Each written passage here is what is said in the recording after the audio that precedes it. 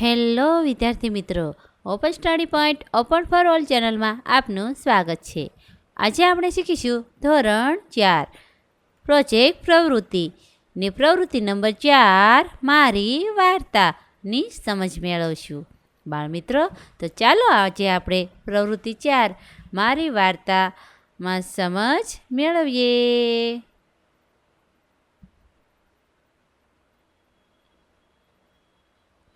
આપના ગામમાં, ઘરમાં, આજુબાજુ, પડોશમાં અને મિત્ર દ્વારા તમે બાળપણથી વાર્તાઓ સાંભળી જ હશે. આ પ્રકારની વાર્તાઓ હજી પણ માતા પિતા, દાદા દાદીના મુખે કહેવાતી જ હશે. આવી સ્થાનિક વાર્તાઓ જે શાળાના પુસ્તકોમાં ન હોય અને સ્થાનિક બોલીમાં જે રીતે સાંભળી હોય તે આપને યાદ જ હશે. આવી તમે તમારા ઘરમાં કે ગામમાં કહેવાતી સ્થાનિક બોલીની સાંભળેલી વાર્તા નીચેના ભાગમાં લખો. વિદ્યાર્થી મિત્રો, અહીં વાર્તા તમે સાંભળેલી લખી શકો છો. આજે મેં સાંભળેલી અમારી સ્થાનિક બોલીની વાર્તા અહીં લખું છું. વાર્તાનું નામ છે કરતા હોય સો કીજીએ. કોની પાસેથી સાંભળી? દાદી પાસેથી. કલવો કાગડો આખો દિવસ ગામ આખાના દરેક ઘરેથી લાખ જોઈને ખાવાનું લઈ આવે, પછી નદીને કિનારે ઝાડ પર બેસી નિરાતે ખાય. તે દરરોજ બગલાને માછલા પકડતા જુએ. ક્યારેક બગલો કાગડાને નાની નાની માછલીઓ ખાવા માટે આપે. થોડા દિવસોમાં કાગડો અને બગલો ભાઈબંધ થઈ ગયા. બગલો દરરોજ ઊંચે ઉડે, પાણીમાં જુએ, માછલું દેખાય કે સર કરતો નીચે આવે અને પોતાની લાંબી ચાંચ પાણીમાં નાખી માછલું પકડી પાડે. બગલાને મોટી પાંખ, લાંબી ચાંચ અને જોર ઘણું, એટલે સહેલાઈથી તે આ કામ કરે.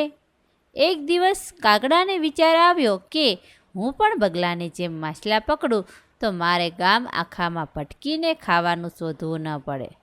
નદીને કિનારે શાંતિથી રહી શકું અને બગલાની ગરજ મટે. એવું વિચારી કાગડો આકાશમાં ઉડ્યો.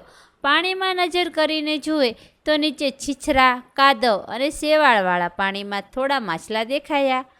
એટલે ઊંચા પગ કરી હતું એટલું જોર કરી પાણીમાં પડ્યો.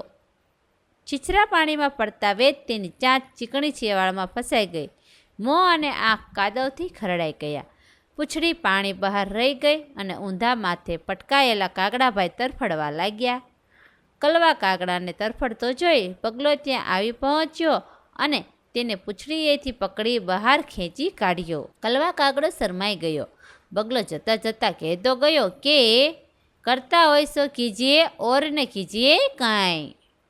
માથું રહે શેવાળમાં ને ઊંચા રહે બે પગ. કલવાભાઈને છેવટે સમજ પડી કે કોઈનું આંધળું અનુકરણ એ મૃત્યુનું કારણ બની શકે છે. વાર્તામાંથી શું શીખવા મળે છે? આ વાર્તામાંથી આપણને એ શીખવા મળે છે કે આપણે કોઈનું આંધળું અનુકરણ ન કરવું જોઈએ. આપણી બુદ્ધિનો ઉપયોગ કરવો જોઈએ. વાર્તાનું કોઈ એક ચિત્ર દોરો. અહીં બાળમિત્રો, તમે જે વાર્તા લખો તેનું ચિત્ર દોરવાનું છે.